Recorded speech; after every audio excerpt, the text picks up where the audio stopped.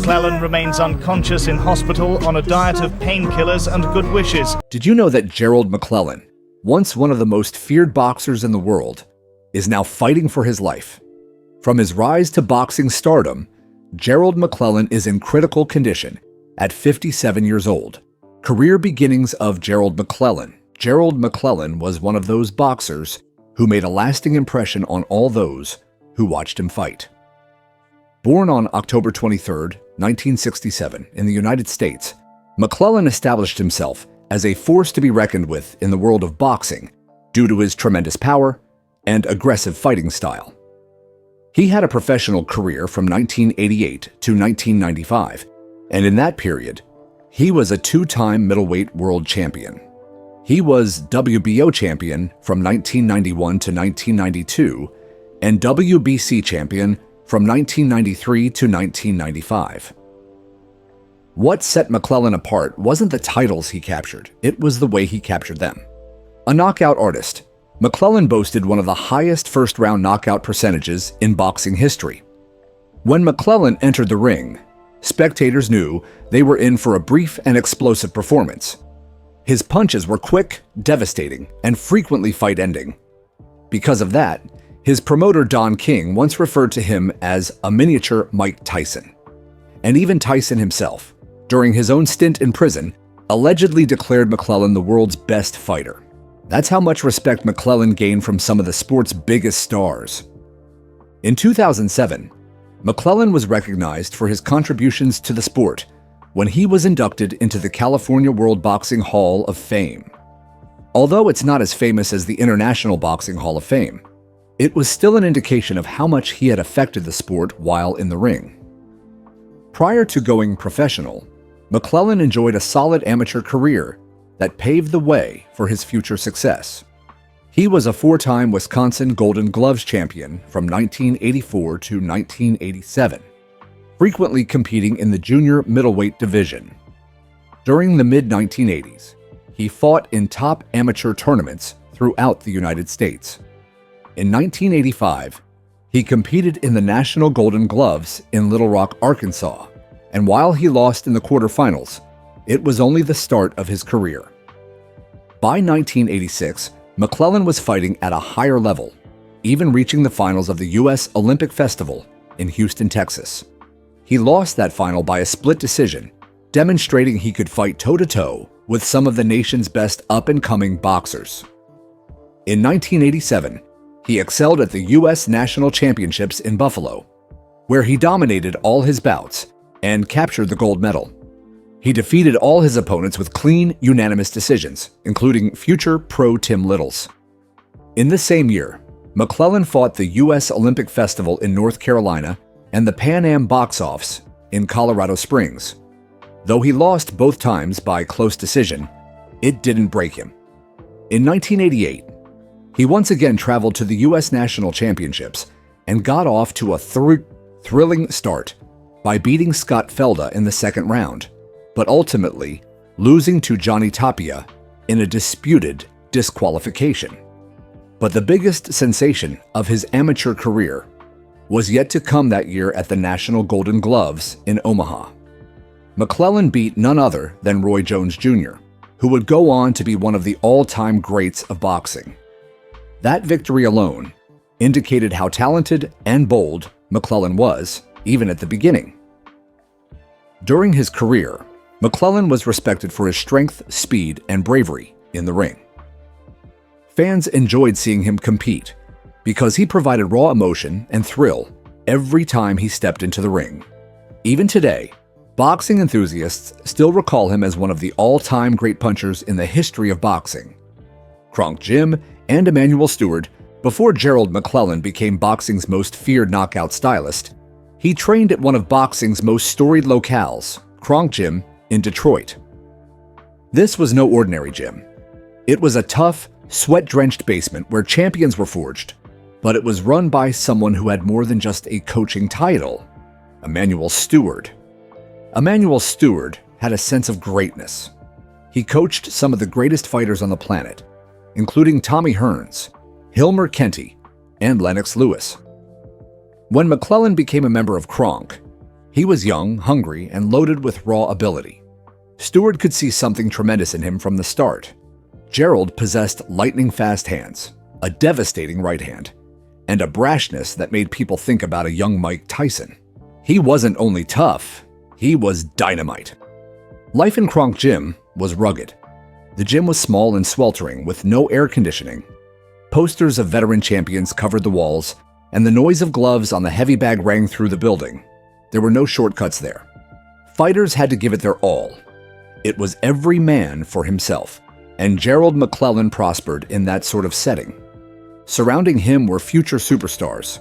Tommy Hearns, or the Hitman, already a legend by virtue of his lethal knockout strength, was the first of this crop to move on. Hilmer Kenty, another budding superstar, also trained under Stewart. Gerald waited in the wings. At Kronk, men didn't so much learn how to throw their fists, they learned discipline, timing, strategy, and guts. Stewart sought to make wise fighters, rather than merely big ones. Gerald's ability was frequently cited by Stewart. He had once told Gerald that McClellan had one of the best punches he'd ever seen. Other boxers at the gym were also impressed with the sharpness and accuracy of Gerald's punches. He could finish a fight in the blink of an eye, but aside from that, Stewart was impressed with his work ethic. Gerald trained hard, remained concentrated, and always returned for more. He never complained. He was dedicated to his future. But Kronk Gym was not just a gym, it was a family. Boxers cared for one another, pushed one another, and even fought one another. It was not rare to observe prospective world champions fighting in the ring like they were fighting for their lives. That aggressive energy assisted in refining Gerald's craft and acclimating him to the main stage. Perhaps the most valuable thing Gerald learned from Kronk was confidence. Being trained by a great coach like Stewart instilled in him the confidence that he was meant to be at the top. He took that same confidence with him into each fight. You could see it in the manner in which he entered the ring, relaxed and focused, prepared to finish the match in the first round. Even when Gerald departed Kronk and began training elsewhere, the groundwork that Stewart laid in him remained solid. Those Detroit years molded him into a fighter that other boxers dreaded. Emanuel Stewart's influence never waned. In retrospect, most boxing enthusiasts feel that some of McClellan's strongest assets were gained while he was at Kronk Gym. That is where he discovered what it really meant to be a fighter, physically, mentally, and emotionally. And although his career had numerous peaks, those early years in that Detroit basement were where the legend of Gerald the G-Man McClellan truly started. The Nigel Benn fight, one of the greatest fights in boxing history, took place on February 25, 1995. It was the evening Gerald McClellan entered the ring to fight Nigel Benn in London. People were labeling it one of the most lethal confrontations of its day. Two heavy hitters reputed to finish contests in short order. Fans weren't expecting just any old fight. McClellan had already established himself with his intense knockouts and quick finishes.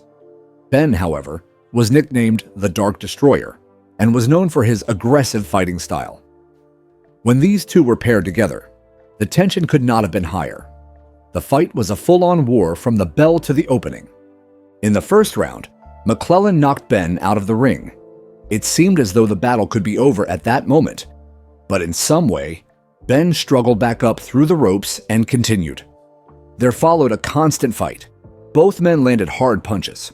You could sense the ferocity. It wasn't a pretty sight. This was ugly, vicious boxing. The audience was on tenterhooks, cheering and gasping at every punch. They knew they were witnessing something historic, but also something dreadful. By the 10th round, McClellan appeared different. He blinked repeatedly and appeared confused between rounds.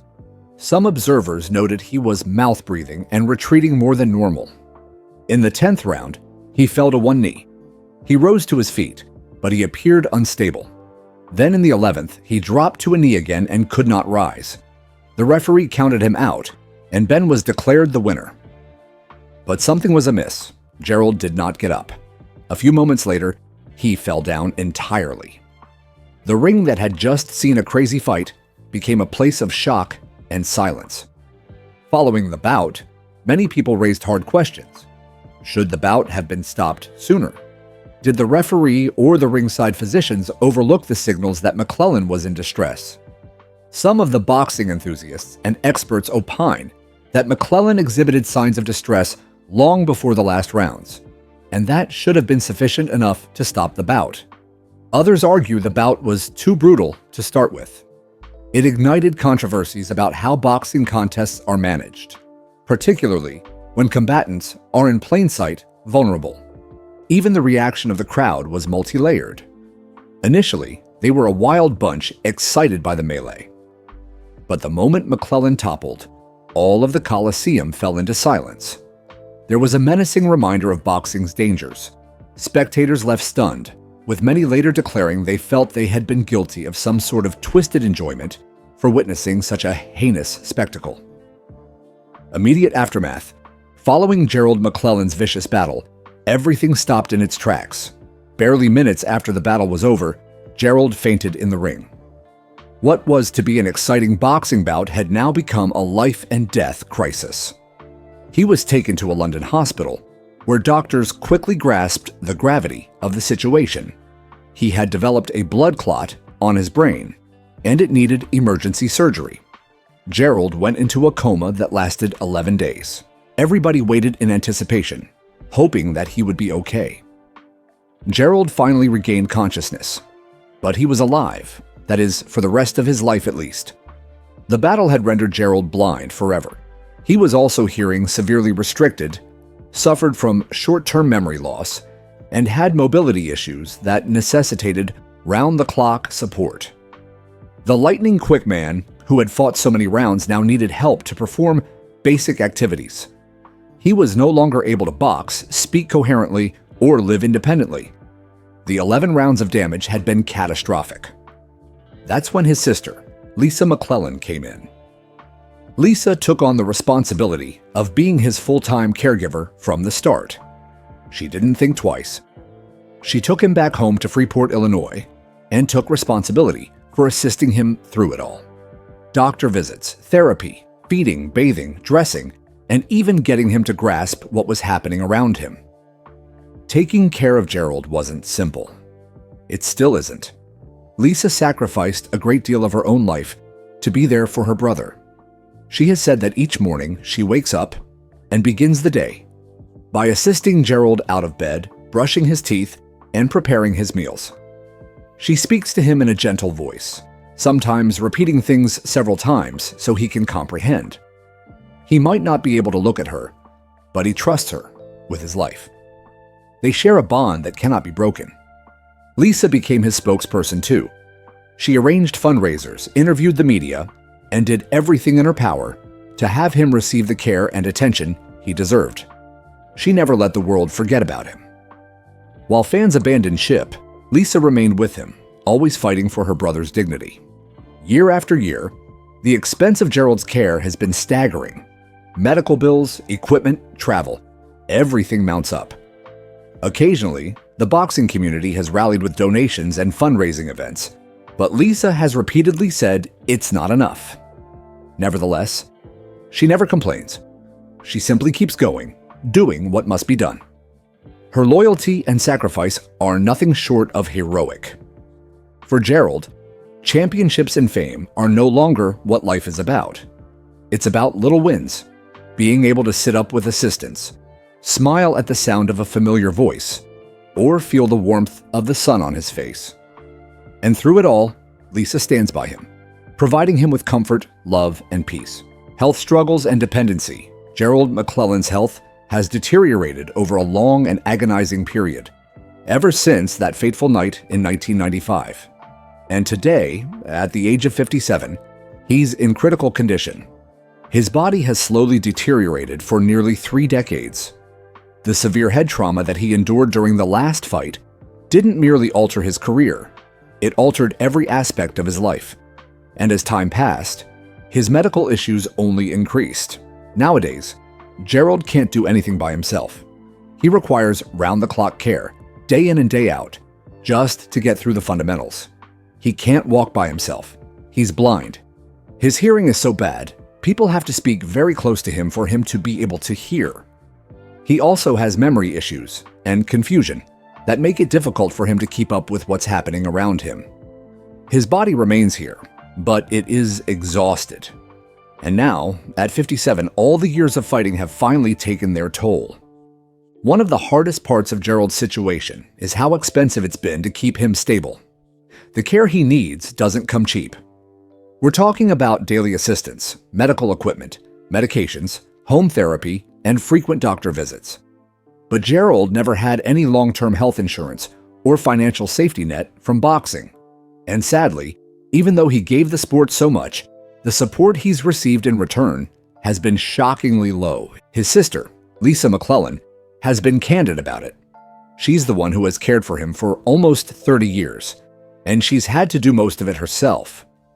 She once said that boxing organizations boast a lot about assisting former fighters, but when it comes to Gerald, they've, for the most part, remained quiet. Even when fundraisers or charity events were organized, the funds did not always remain long enough or amount to a significant difference in the end. What makes it even more tragic is that a lot of people still think about Gerald as a warrior in the ring, a fierce, strong boxer who had the world at his fingertips.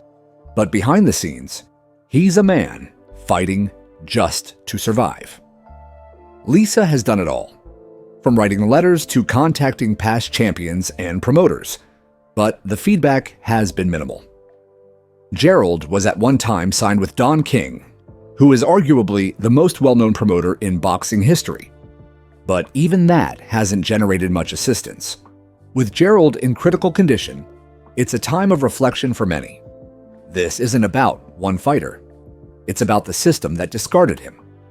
The years of harm, the absence of long-term care planning in boxing, and the failed promises of aid have all culminated in this.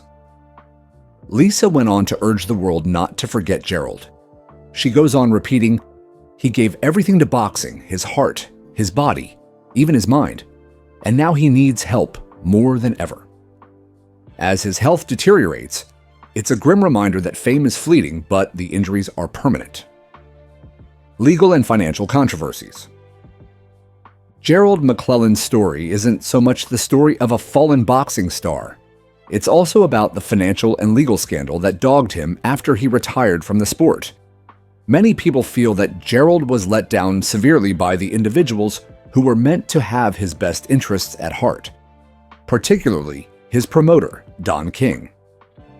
Years ago, Gerald's fans, sports writers, and even other fighters placed blame at King's feet for failing to pick up the pace in assisting Gerald after he got hurt, and it is easy to see why. When Gerald was in the ring, he was among the world's most thrilling boxers. His fights earned a huge amount of money, and Don King was in his corner, all right.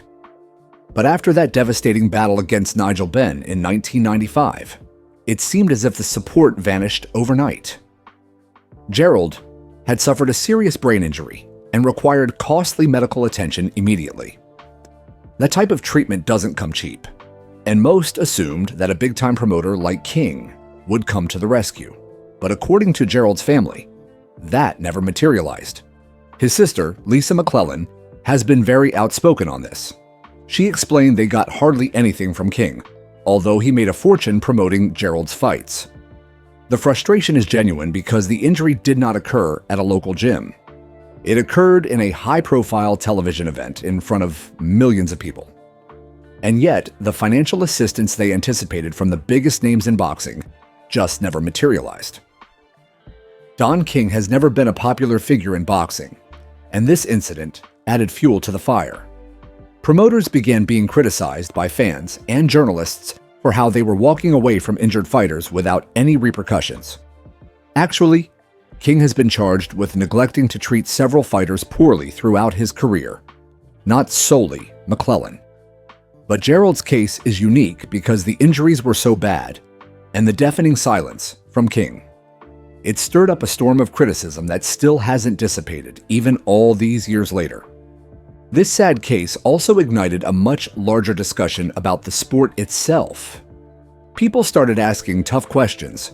Why wasn't there a safety net for boxers who got badly injured? Why did the companies that made millions from these combatants not have a plan in place to cover them once retired, or worse, after injuries?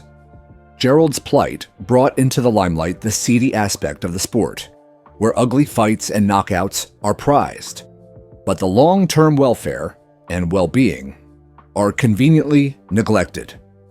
In the years following McClellan's accident, some safety regulations in boxing were revised, such as improved medical examinations and ringside physicians, but numerous others continue to believe the sport hasn't done enough. His case provided an emblem of what occurs when the industry focuses more on money than on human lives. Individuals started wondering if the sport was doing enough to care for its fighters once they exited the ring, his personality, and private life. Outside the ring, Gerald McClellan was a quiet and reserved person. Unlike most fighters who are loud and flashy, McClellan was the opposite. He was not one who craved attention or celebrity outside the ring. Rather, he kept to himself, having a life that was serene and out of the limelight. His demeanor was said to be soft-spoken, and those closest to him attest that he was humble, kind, and gentle, far removed from the ferocious, powerful image he portrayed in the ring. One of Gerald's biggest passions outside of boxing was animals, particularly dogs. He was very close to them and took great pride in breeding and training them. Most people around him remember how he took care of his dogs with the same attention and discipline that he applied to his boxing life. Gerald was a dog trainer at heart, and it was how he was able to attain peace and happiness beyond the extreme boxing world.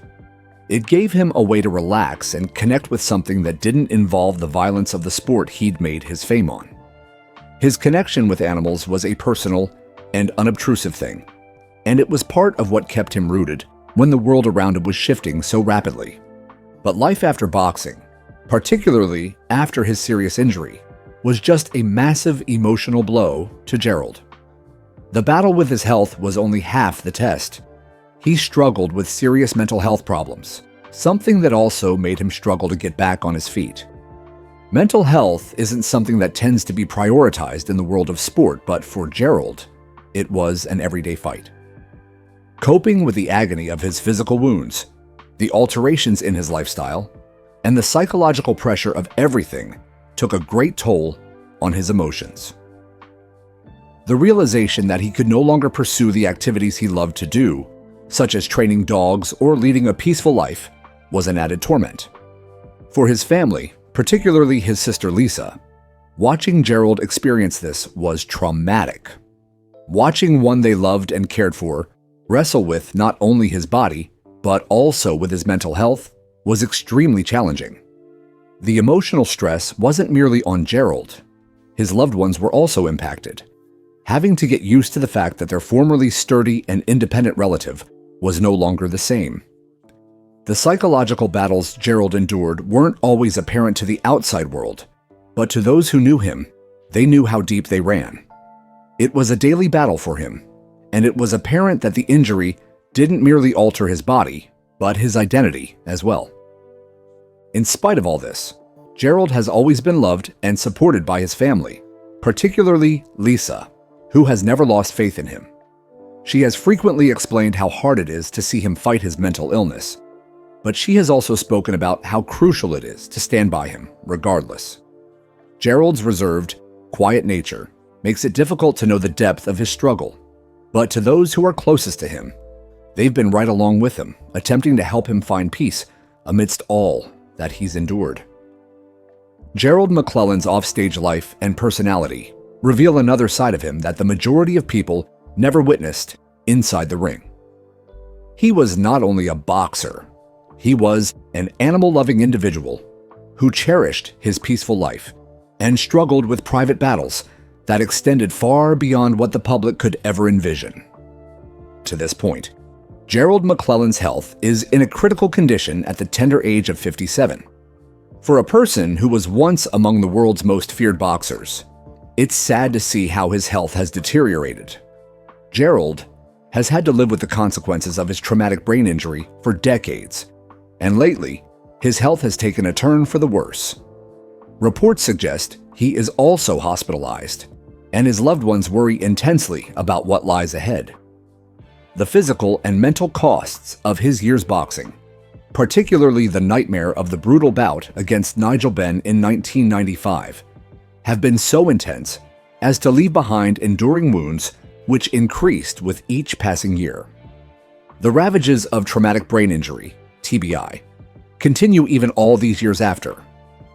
Long-term TBI can cause a range of serious issues, including memory loss, difficulty with speech and motion, emotional instability, and in extreme cases, blindness and deafness. For a person like Gerald, who had a promising future, the effects of his injury have become devastating. His family has been extremely outspoken about how his health has declined. The round-the-clock care that he requires and the huge financial burden have added to their problems even more.